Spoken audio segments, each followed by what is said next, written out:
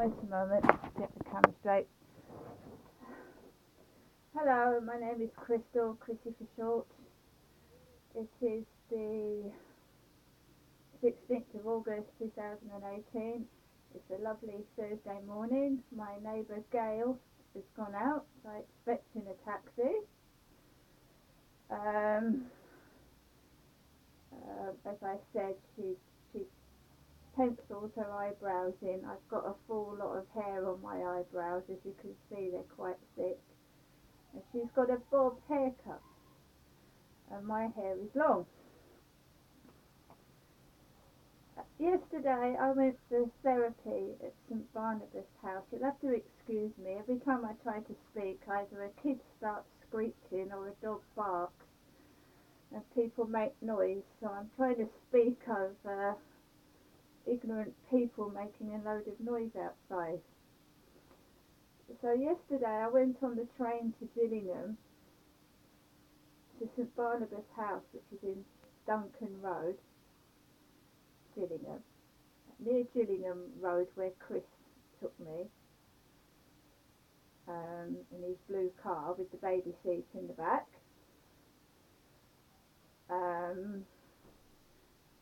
As I was walking up the road, there was a yellow car, like David's old Fiat Punto, that was set on fire in Lansdowne Court car park when David used to live here. He doesn't live here anymore. I live completely by myself. I'm David's mum. So there was a group of young people near St Barnabas House, near this yellow car, and one of them had David's old haircut. He had a blonde, like stripy bit in his hair, which he hasn't got now. So there was a young lad with David's old haircut, and they were all sniggering and laughing. I was half an hour early, so I walked around a bit and found out that Aldi was shut for weeks. The supermarket Aldi, which is in Duncan Road, was shut. So I was half an hour early. I went into the building, and I'd been for therapy in that place before, so I remembered it. The same answer phone, the same books, the same leaflets, like they hadn't been touched. The lady kindly made me a cup of tea with 2 sugars, the receptionist. Same receptionist as I saw last time. And Gillian walked in. And I tried not to laugh because she was really, really thin, with long blonde hair, and she had Graham's face. So it looked like Graham White with a blonde wig on. It did, and I was trying not to laugh because she was extremely thin like Graham, and it was like I was sat opposite a female version of Graham. So I took my cup of tea in, she started the clock, because it's on a timer of 50 minutes, therapy session, and the usual spiel, if there's ongoing abuse, if you're still being abused now, she has a duty to report it if I tell her. So I went through the old rigmarole of what I did at Pender House, like weed and drugs going on, and being molested, and men coming up to me, propositioning me on benches and things like that. And so we talked all through that. And I said, she said, I can't help you with your housing situation. Everywhere I've gone they've said that, so I wasn't expecting that, but she did ask me questions that I answered. Who was my ex-husband's name? What are my children's names? Like the police has done since 2008. So David, Rebecca, Anthony, and all that. And the same thing, the police in a notepad, jotting down my personal information. The men who touched you, what were their names? and all that. And of course you turn on the television set in the morning and read the newspapers, and there's David in there, Anthony, Rebecca.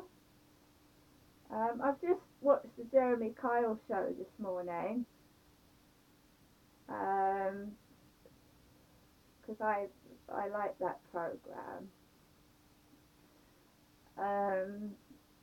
It feels like you're being interrogated on one of those shows when you go to these therapy sessions and in the doctor's surgery.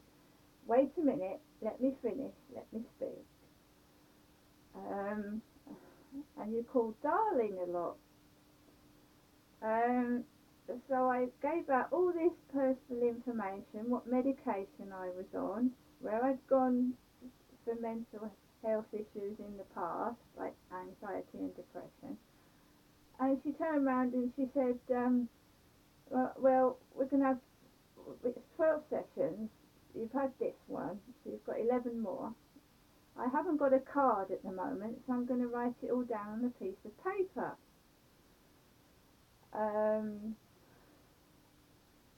She said, what we're going to do is we're going to try and make you more confident.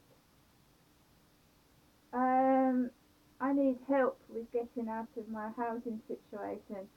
I need help with being bullied. I need help talking through incest and sexual abuse. I didn't find it helpful at all. A complete waste of my time, actually. I am going to go to these sessions because I get a train journey to Gillingham. But it was a joke from the start, and I came back home on the train, and there was a pretty girl with a bun on her hair getting on the train, because Gillian had asked me, how are you getting back? I said, on the train. So they undermine your self-confidence. That doesn't make you feel confident at all, does it? Makes you feel worse. And I did. And then two lads came on and sat in the next seat near me and started laughing. So I moved. Got off at Chatham. And as I was going up Old Road, I'm going to be blatantly honest with you, it looked like Andy and Rebecca, my two children, snogging each other and smoking weed, really strong weed. So it looked like Andy and Rebecca, because my daughter Rebecca started putting her hair in a bun, and it looked like brother and sister kissing up the path, and they were smoking drugs. I can't do anything about that because the police don't do anything when you report drugs or cannabis, as I well know. But I inhaled it, and I got home and I was really, really ill, and I still feel ill now, out of breath, my eyes are running, and I've got earache and I feel sick. But I know the police are an absolute waste of fucking time, and I didn't bother with it. But my father, Derek, said that they're smoking weed at Durrell Gardens somewhere down the road. And he's had a heart attack, and he has to shut the French windows and the doors because they're smoking drugs down there. And it makes my mum and dad sick. And in this heat, you don't want to sit in there with the windows shut. He has reported it online to the police. I just don't bother. I don't bother myself. My dad, Derek's, reported it to the police because it's making my mum and dad ill. So that's basically it for yesterday.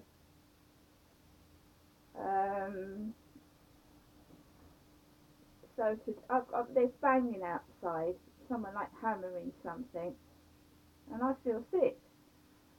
And when I tried to go to bed last night, right underneath my bed, I don't know whether June was brushing the ceiling with a broom, someone was banging underneath. It was about 11, 12 o'clock at night, and I couldn't go to sleep because it sounded like someone was banging underneath my bed with a broom and banging doors. So I got up, and they were all outside talking, the balcony in. and I felt terrible because I'd inhaled that cannabis and I was lying in bed. I couldn't. It makes you alert. It doesn't make me go to sleep. It like winds me right up. So I was lying in bed and it just got this underneath my bed every few seconds.